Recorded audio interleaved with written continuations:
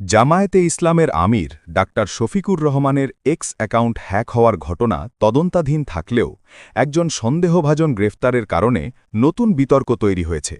মঙ্গলবার রাতেই রাজধানীর রাজারবাগ এলাকা থেকে বঙ্গভবনের সহকারী প্রোগ্রামার মোহাম্মদ সরোয়ার আলমকে আটক করা হয়।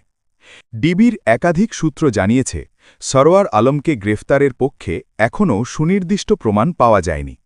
এটি নিয়ে ডিবির ভেতরে একাধিক বৈঠকে মতবিরোধ দেখা দিয়েছে। এমনকি একজন যুগ্ম কমিশনার ও ডিবি প্রধানের মধ্যে তর্কের কথাও উঠেছে। তবে গোয়েন্দা বিভাগের অতিরিক্ত কমিশনার মোহাম্মদ শফিকুল ইসলাম এই অভিযোগ অস্বীকার করেছেন। তিনি বলেছেন, কোনো বাগবিতণ্ডা হয়নি এবং হাতিরঝিল থানায় মামলার ভিত্তিতে সরোয়ার আলমকে গ্রেফতার দেখানো হবে। এক্স অ্যাকাউন্ট থেকে ছড়ানো নারীবিদ্বেষী পোস্ট দেশজুড়ে তীব্র সমালোচনা সৃষ্টি করেছে। আসন্ন জাতীয় সংসদ নির্বাচনের ঠিক আগে এই পোস্ট রাজনৈতিক অঙ্গনেও উত্তেজনা বাড়িয়েছে।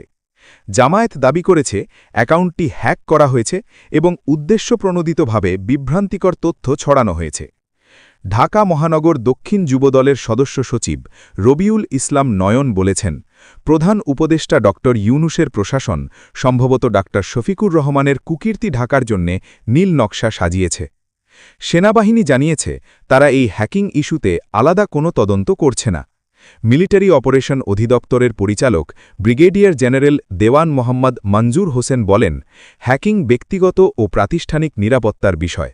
প্রতিটি প্রতিষ্ঠানকে নিজের অবস্থান থেকে সাইবার নিরাপত্তা নিশ্চিত করতে হবে। রাজনৈতিক উত্তাপ ও আইনশৃঙ্খলা বাহিনীর ভেতরের মতভেদ সব মিলিয়ে জামায়াত আমিরের এক্স অ্যাকাউন্ট হ্যাকের ঘটনা এখন শুধু সাইবার অপরাধ নয়, বরং প্রশাসনিক ও রাজনৈতিক আলোচনার কেন্দ্রবিন্দুতে পরিণত হয়েছে।